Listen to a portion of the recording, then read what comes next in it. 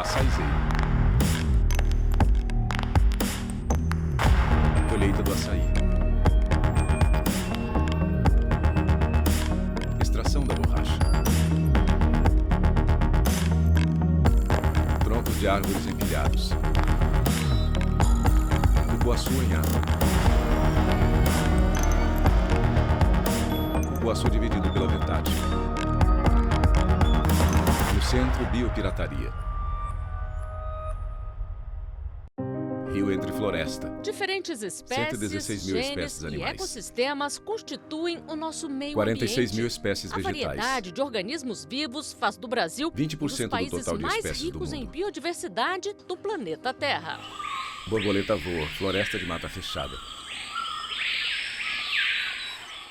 A gente fala muito da floresta amazônica, que provavelmente detém mais de 70% da biodiversidade do planeta, mas a gente tem o Cerrado, Ana Cristina a gente Miller, tem uma coordenadora série da Comissão de outras, Patentes de e Novas biomas aí. Tecnologias, O Brasil é ABPI. mega diverso. Nós temos tanto no Pantanal, como na floresta amazônica, como na Mata Atlântica, como Jorge na Pontes, Caatinga, delegado como aposentado da no Polícia Cerrado, Federal. nos Campos Sulinos. Quando se fala de biodiversidade, nós falamos também de povos indígenas. Por quê? Porque as principais Fernanda áreas da Caigang, biodiversidade advogada. da Terra estão em territórios indígenas. Esses povos dependem, os seus estilos de vida dependem, condições da biodiversidade ao nosso redor. Tanta diversidade atrai o interesse mundial. Mas a disputa pelos organismos vivos e pelo conhecimento dos povos tradicionais nem sempre é feita de maneira legal. Pode dizer que o primeiro caso de biopirataria no Brasil foi o do pau-brasil, quando os portugueses chegaram ao Brasil e se apropriaram do uso do pigmento vermelho do pau-brasil. Isaac É uma Medeiros espécie Siqueira, nativa e Fiscalização e endêmica Proteção dos Direitos do Humanos, Brasil. IBAMA. E levaram, e exploraram economicamente esse produto. É claro que naquela época não existia esse conceito, e esse conceito só veio ser firmado muito tempo depois. E de lá para cá tiveram vários casos em que a biodiversidade brasileira foi objeto de exploração econômica, de patenteamentos, ocorrendo no mundo inteiro. A biopirataria envolve tanto a apropriação da biodiversidade em si, como também dos conhecimentos de populações e povos tradicionais associados a essa biodiversidade. Nós vivemos no bioma amazônico, onde existe a maior biopirataria do mundo. Nós vemos lá, infelizmente, diariamente pessoas tentando levar as riquezas da nossa Amazônia para o exterior, os extratos naturais. Paulo os extratos Bentson, de deputado árvores, federal, PTB Pará. a medicina tradicional amazônica sendo aí exportada para o mundo inteiro e pouco dela sendo aproveitada no próprio Brasil. Na realidade, o que está acontecendo com o Brasil Antônio hoje Carvalho, biólogo. é o que aconteceu há 20 anos atrás com países da África e da Ásia. O grande interesse de pessoas, de traficantes internacionais, de vir para o nosso país, retirar elementos da nossa biodiversidade, e aí vai desde animais vivos e plantas vivas, até também subprodutos como penas, peles, até venenos, de alguns desses nossos animais e plantas aí, micro-organismos também. A biopirataria ocorre Fernanda em diferentes Caigang, níveis advogada. e ocorre sim em nível nacional, Então, quando se publica sobre um conhecimento, sem proteger este conhecimento previamente, sem declarar que ele pertence àquele povo, está havendo uma apropriação indevida, tá? Então, assim, existem muitos casos de empresas brasileiras conhecidas que usam ativos da biodiversidade e que têm problemas sérios com reconhecer direitos coletivos e repartir os benefícios. Existem exemplos de universidades brasileiras que depositam nos seus bancos de dados recursos genéticos e não atribuem aquilo a um povo. Nós somos fruto Marcos de uma Cheim Feres, sociedade professor de que foi Direito, construída, UFJF. a partir do conhecimento desses povos originários, e sob o suor, o sangue dos povos originários e dos povos africanos, que é o que a gente mais tem que levar em consideração nesse momento, É o sangue e o suor deles, que permitiram à sociedade brasileira de existir. Então, enquanto a gente não se conscientizar da importância desses povos, enquanto a gente não se conscientizar do valor do conhecimento deles, e que o conhecimento deles é também um conhecimento científico, mas não é o conhecimento científico europeu, não é esse conhecimento científico convencional, mas é um conhecimento que tem valor e que precisa ser preservado e que é parte da nossa cultura, da nossa brasilidade. Esta ideia de Michael Smith Lerner, ex-presidente da ONG Amazon Link. Controle daquilo com que esses povos convivem e coevoluem desde séculos. Né? E, de repente, alguém se diz praticamente dono deste recurso de alguma forma. Né? Então, isso é uma ofensa muito grande. Mesmo que talvez eles não sentem diretamente um dano material, né? Mas um dano ideológico, um dano moral, ou talvez até espiritual na visão destes povos. Nós somos um Brasil que foi colonizado por exploração, para retirada de recursos. Recursos foram levados para outros países, eles foram reapropriados, foram indevidamente apropriados sem o reconhecimento de que alguém ou uma coletividade investiu tempo, melhorou geneticamente recursos para que nós tivéssemos a mandioca, a batata que não é inglesa, a batata é dos Andes, tá? Então, assim, para que nós tivéssemos o abacaxi, o pinhão, o açaí, o cupuaçu. Cupuaçu em árvore. E por falar em cupuaçu, apesar da fruta ser tipicamente brasileira, nós quase perdemos o direito de usar o nome original. Cupuaçu é uma fruta amazônica, muito parecida com o cacau, eles são da mesma família, e uma empresa japonesa patenteou o cupuaçu no Japão. Paulo Bentson, e na deputado Europa, federal, PTB, Pará. Como se fosse um produto deles. Então, uma fruta com um nome regional, nacional, uma fruta nossa, sendo patenteada por uma empresa estrangeira. Nós tínhamos um parceiro na Alemanha, lá tem lojas que chamam lojas de mundo, que procuram assim vender produtos mais ou menos diretamente do produtor, né, de comunidades, digamos, das florestas. Michael Smith né? Lerner, ex-presidente da ONG Amazon Link. Eles gostaram muito dos bombons de cupuaçu que a gente mandou para eles aqui de uma produtora local aqui. Aí recebemos um e-mail dizendo que nós devemos mandar esses bombons de cupuaçu, mas de forma alguma devemos colocar o nome do fruto, cupuaçu. Nem nos documentos e nem nas embalagens. Né? Aí, e a razão disso seria que este nome cupuaçu seria uma marca registrada de uma empresa japonesa, e essa empresa japonesa ameaçou nosso parceiro lá na Alemanha de multas. Cupuaçu é um fruto endêmico da Amazônia, é um nome inclusive indígena, cupuaçu, né, o grande cacau, né, na língua guarani. Então, a gente começou a denunciar isso através do nosso próprio site, e a imprensa começou a se também, né, interessar por isso, noticiar isso, né? Então, aí a gente fundou, assim, a gente iniciou uma campanha. Então, o nome da campanha popular foi O Cupuaçu é Nosso, né? Campanha contra a biopirataria. Então, temos o chocolate que se faz do caroço do cupuaçu, que ele é da família do cacau, né? O cupulate. E este nome cupulate também tinha sido registrado como marca por esta empresa japonesa e uma série de patentes, né? Na época eu trabalhei Ana nesse Cristina projeto Miller, junto coordenadora da com Comissão de a Patentes UNIT, e Novas né, área de Tecnologias, a Transferência de BPI. Tecnologia da Embrapa. E foi um processo muito interessante, porque eles já tinham esse pedido depositado, já estava até concedido, quando os pesquisadores da Embrapa vieram a tomar conhecimento de que uma grande empresa japonesa do ramo de alimentos, tinha depositado um pedido de patente, mais de um, inclusive, no Japão, e era uma cópia idêntica do pedido de patente brasileiro. Não tinha assim, uma diferença, uma linha, os mesmos fluxogramas, toda a parte de testes, resultados, era uma cópia do pedido brasileiro, né? Só que em japonês, depositado no Japão. Nós já havíamos perdido a patente já tinha sido feita. Então foi através do parlamento, foi Lei através da Câmara dos 11.675/2008, Cupuaçu é designado fruto da região nacional. norte, que alertaram toda a casa, e ali foi feita uma grande mobilização, inclusive via Itamaraty, via reuniões em ONU, para que essa Paulo patente Bentson, fosse deputado federal, quebrada PTB, Pará. no Japão e na Europa. Então o parlamento está sempre atento a isso.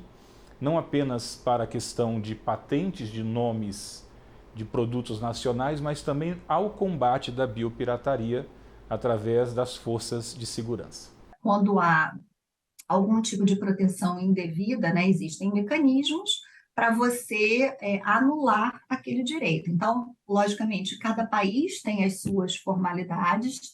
Aqui no Brasil, você, quando tem um direito, uma patente que foi concedida indevidamente, violando alguns dos dispositivos da Lei de Propriedade Industrial, que é a Lei 9279, né, de 96, que é a lei que a gente tem em vigor aqui no Brasil, você tem prazos que você tem que cumprir. Então, você pode pedir a nulidade administrativa, que é perante o próprio INPI, que é o Instituto Nacional da Propriedade Industrial, que é o órgão aqui no Brasil que concede patentes e marcas.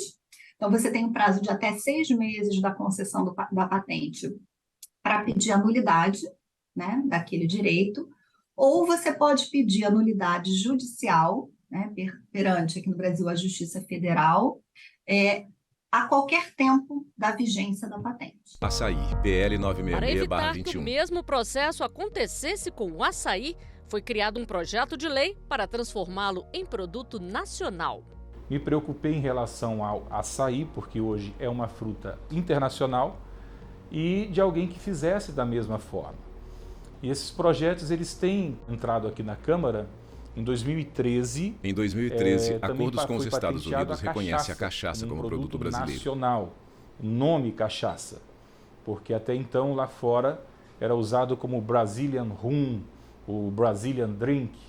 Né? Então a cachaça não, agora é cachaça. Eles que usem o sotaque que quiserem para falar, mas a cachaça é um produto nacional e a partir deste projeto de lei, o açaí também é um produto nacional que não pode ser patenteado por ninguém. São plantas, por exemplo, da biodiversidade amazônica e plantas que estão na biodiversidade brasileira, né? Que a gente tem outros tipos de conhecimentos tradicionais. Marcos Chain Feres, professor de Direito UFJF. Das quebradoras de babaçu, né? Quebradeira de babaçu, que também tudo que se tira do babaçu e como que isso, né, está sendo cada vez mais, né, apropriado. E o interessante é que as pessoas ainda questionam, a gente começou a discutir se tem que ter a patente já concedida ou o depósito. Mas quando algumas das pesquisas recentes que a gente tem feito, o que a gente verifica? O fato de já ter o depósito daquela patente já é em si uma tentativa de apropriação. Então, isso já comprova a existência de um desejo de biopirataria. Ou seja, a biopirataria existe, ela está aí o tempo todo. Só que, às vezes, a gente só vê essa biopirataria quando ataca alguma coisa que é, vamos dizer assim, amplamente conhecida, como o açaí, o cupuaçu, mas há muito mais por baixo dessa questão. Os biopiratas são os nossos vizinhos, muitas vezes, infelizmente. São pessoas que, às vezes, Antônio por Carvalho, falta biólogo. de conhecimento do que estão causando, fazem em escalas absurdas. Um exemplo bem claro que eu dou para você é sobre o caso que a gente acabou de publicar sobre a onça-pintada, da WCS, né? Que foi encontrado perfis comercializando dente, osso, pele, crânio de onça-pintada pela internet, né? Um animal bandeira aí do nosso país, muito importante. E se você for ver as pessoas que fazem isso, elas não têm passagem pela polícia, não é uma pessoa violenta, certo? Não é um criminoso, vamos dizer assim, do que a gente costuma ver aí, né? Os criminosos armados, enfim. Mas a gente tem também quadrilhas.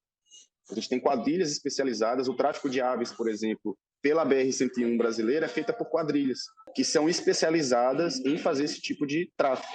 Pássaros em floresta. Eu era agente ainda na Amazônia, nós estávamos atrás de droga e nos deparamos com um barco de tartarugas. Aquilo foi uma espécie de fagulha para eu começar a estudar um pouco mais e criar. E mais uns anos à frente, já como delegado da Polícia Federal, propôs a criação dessa divisão de repressão aos crimes ambientais da Polícia Federal, e das suas delegacias nas 27 unidades da Federação. E o crime, o caso do alemão, foi um caso muito interessante, porque foi o primeiro caso de um biopirata que foi confirmado. Ele era biopirata.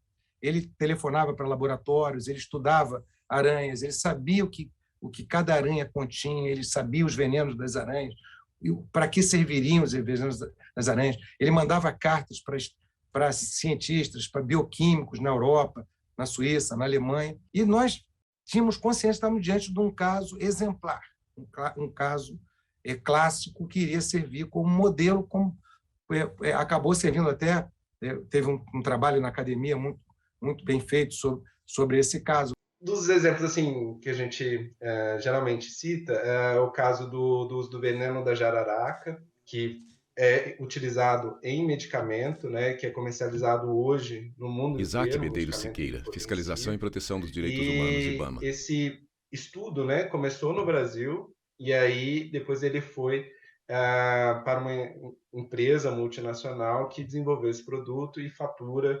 né, bilhões de dólares aí por ano com a comercialização desse produto. Sem a devida repartição de benefícios para o Brasil. Eu sempre trabalhei com criação de Antônio Carvalho, biólogo. Projetos de conservação, em unidades de conservação também. Eu passei 2 anos avaliando esses anúncios, né? Inclusive fazendo monitoramento dos que saíam, dos que entravam, quais eram as espécies que estavam sendo comercializadas, se a pessoa que estava fazendo esse comércio, ela tinha liberação, e a gente tem uma legislação no país. A gente tem legislação e a gente tem regulamentações também, estaduais e federal, né? Então, a gente tem uma lei que ela libera o comércio, mas só onde ocorre a espécie, ou seja, na área de distribuição original de cada espécie, né? Então, a gente conseguiu ver que mais de 30 espécies estavam sendo comercializadas. Muitas dessas pessoas não tinham o guia de trânsito animal, que é a GTA, que a lei pede que quando você faça o comércio e envie um animal para algum lugar, o envio tem que ser acompanhado dessa guia. Então, essas pessoas a maioria das pessoas não estavam fazendo isso e estavam comercializando essas abelhas para locais onde elas não ocorrem naturalmente. O trabalho saiu em junho, 1º de junho, e 20 dias depois, todos os anúncios que a gente chamou atenção no artigo foram derrubados, mas outros anúncios já começaram a surgir, e assim, provando para a gente que esse tipo de trabalho ele não pode ser isolado. Não pode fazer uma vez e achar que está resolvido. Pássaros voam e se alimentam no rio. Havia essa necessidade de que os países reconhecessem que os recursos genéticos, né, eram um bem e deveria ser tutelado pelo próprio país, né? E não seria um bem Isaac Medeiros Siqueira, da humanidade Fiscalização como e Proteção todo, dos né? Direitos Humanos, bem, IBAMA. De um povo, de um país mesmo de fato. Né? Então, o primeiro marco relacionado a isso foi com a CDB, né, durante a Rio 92. É a Convenção de Diversidade Biológica. Michael Smith-Lerner, ex-presidente da ONG Amazon Link. Né? E ela prevê digamos, a repartição justa e equitativa dos benefícios oriundos desses recursos, quando alguém quer explorar eles, que ele reparte o benefício e que ele teria que fazer uma anuência prévia, um consentimento prévio, se ele quer acessar esses conhecimentos ou esses recursos. Tá? Ana Cristina Miller, coordenadora da Comissão de Patentes e Novas Tecnologias, ABPI. Da lei atual da Lei de Acesso a Recursos Genéticos, que é a Lei 13.123, e ele serve para justamente garantir que haja uma repartição justa e equitativa, seja monetária ou não monetária. É como se você garantisse que uma parte daquilo que você vai oferir no futuro com o resultado da exploração econômica daquele ativo, que aquilo se reverta para aquelas pessoas ou para aquelas comunidades, para aquelas instituições que estiveram envolvidas naquele acesso. No âmbito da Convenção sobre Fernanda Diversidade Caingangue, Biológica, as advogada. conferências das partes decidiram criar um protocolo chamado Protocolo de Nagoya, que foi aprovado no Japão em 2010, né? Que avança no sentido de regulamentar como deve ser feita a repartição de benefícios. Mas algumas questões ficaram pendentes, principalmente no que tange à propriedade intelectual, porque como existe um outro organismo, que é a Organização Mundial de Propriedade Intelectual, que discute desde o ano 2000 a criação de um ou vários futuros instrumentos internacionais de proteção a conhecimentos tradicionais, recursos genéticos e expressões culturais tradicionais, parte das decisões que deveriam ser tomadas no protocolo de Nagoya ficou pendente para ser discutida por esse comitê intergovernamental no âmbito da Organização Mundial de Propriedade Intelectual. Araras azuis.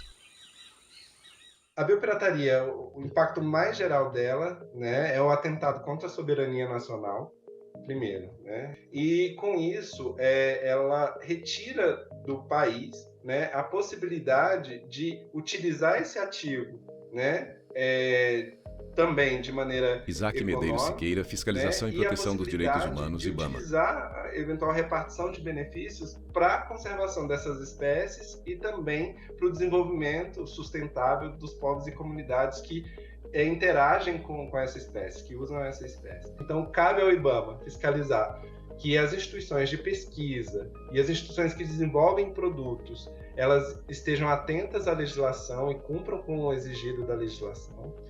Cabe ao IBAMA fiscalizar também que as instituições que estejam explorando economicamente produtos derivados do uso da biodiversidade, que elas estejam repartindo benefícios conforme manda a legislação.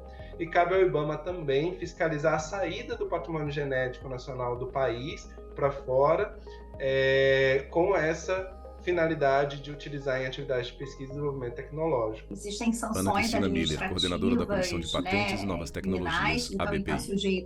está sujeito a multa, sujeito a cancelamento do registro, sujeito à retirada dos produtos, cancelamento dos produtos. Então, existe todo um mecanismo de penalidades e sanções a qual a pessoa física ou jurídica está sujeita pela exploração indevida ou desrespeito aos mecanismos da Lei de Acesso a Recursos Genéticos. Nós temos Jorge que Pontes, prosseguir delegado aposentado da Polícia na Federal. esteira da Rio 92, de todas essas iniciativas, do protocolo de Nagoya e de todas essas iniciativas de repartição de lucros em relação aos saberes tradicionais, avançando, tá?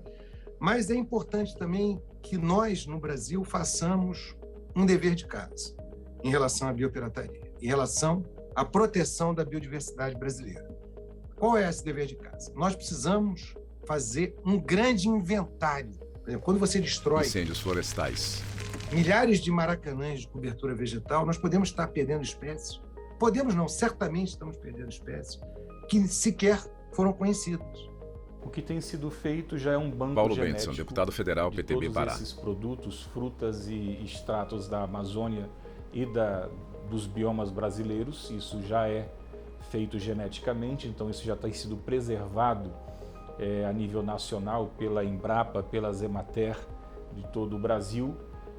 Isso é muito importante, por quê? Porque nós já temos então toda a sequência genética e já está salvaguardado este produto como nosso. A biopirataria, ele é um problema sério, né? Não é um Antônio crime Carvalho, de baixo biólogo. potencial, é um crime de grande potencial, muitas vezes envolvendo organizações criminosas, né? Para fazer esse tipo de tráfico. E, em segundo lugar, é termos um grupo coeso que envolva todas as escalas da sociedade. A sociedade civil organizada, organizações não governamentais, por exemplo, a academia, né, pesquisadores de uma forma geral, políticos e também aquelas pessoas que estão na linha de frente no combate, que é a polícia, né, Ministério Público, para abrir os inquéritos aí.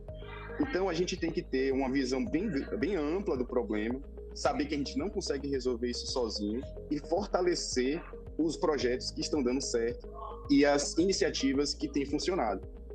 Todas essas doenças que acometem a humanidade podem ser mitigadas, os males, doenças, com pesquisa de biotecnologia. A própria fome, ela pode ser mitigada globalmente com a pesquisa de biotecnologia. Então, a biodiversidade de um país como o nosso é uma riqueza incomensurável. A única forma que eu acredito que a gente vai transformar essa realidade é quando a gente vai poder abrir os olhos e os ouvidos de quem está Marcos Chene Feres, tanto professor de no Direito lugar de FJF. poder, né, mas também do cidadão comum, da cidadã comum, de quem fala assim, olha, existe valor aqui dentro. E esse valor é um valor econômico, é um valor social, é um valor cultural que precisa ser preservado. Uma vez que a gente se conscientiza a sociedade disso, a gente muda o olhar. Quando a gente muda o olhar da sociedade, a gente pode começar a pensar que as leis e mesmo as ações burocráticas vão ser mais efetivas. Porque aí você vai ter uma sociedade que tem um olhar cuidadoso para aquelas pessoas, para aquele universo, para aquelas riquezas. Créditos finais. Direção Diogo Ramos. Chefia de produção Tamires Amaral. Chefia de reportagem Priscila Rossiter. Produção Bárbara de Alencar. Roteiro e edição Flávia Metzger. Assistente de produção Ana Rita Almeida e João Henrique. Imagens Alessandro Oliveira, Gustavo Campos, Lúcio Ribeiro, Samuel Moura e Iago Ayashi. Assistência técnica Cláudio Júnior e Thiago Mendes. Montagem e finalização Neuber Tavares. Direção de arte Sérgio Coelho Júnior. Videografismo Leonardo Veloso. Agradecimentos Embrapa, Funai, Instituto Homem Pantaneiro, On Safari e Buri Brasil. Núcleo de Programação Rosa Wazen. Núcleo Técnico Fábio Guedes. Núcleo de Produção de Programas Flávia Soledade. Supervisão Coordenadoria de Gestão da TV e Rádio Justiça, Secretaria de Comunicação Social, STF. Realização TV Justiça Essencial 2023.